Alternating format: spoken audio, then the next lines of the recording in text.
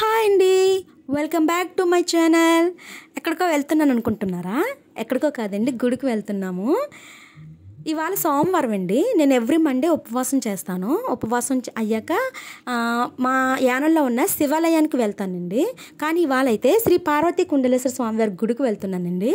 మాకు వచ్చి ఒక 15 కిలోమీటర్స్ దూరంలో ఉంటుందండి. ఒక 15 to 20 మినిట్స్లో వెళ్ళిపోవచ్చండి. దగ్గరేనండి మాకు. ఇది వచ్చి మురమల్లకు 9 కిలోమీటర్స్ దూరంలో ఉంటుంది. చాలా బాగుంటుందండి గుడి అయితే. ఎక్కడెక్కడి నుంచో జనాలు కూడా వస్తూ ఉంటారండి.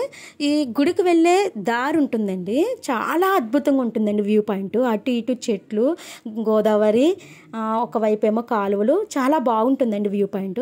ఇది పుష్కర్ ఘాట్ అండి. ఈ పుష్కర్ ఘాట్లోనే స్నానం చేసి శ్రీ పార్వతీ కుండలేశ్వర స్వామివారిని దర్శనం చేసుకుంటే చాలా చాలా మంచిదని చెప్పుకుంటారండి.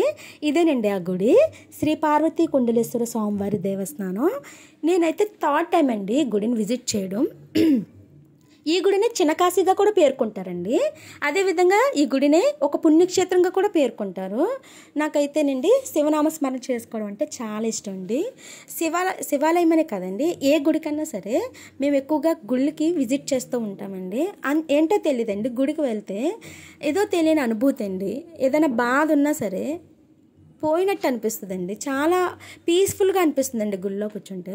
ఎవరైనా సరే విజిట్ చేయలేని వాళ్ళు ఉంటే ఒక్కసారి విజిట్ చేయండి. శ్రీ పార్వతీ కుండలేశ్వర స్వామివారి దేవస్థానాన్ని విజిట్ చేయండి.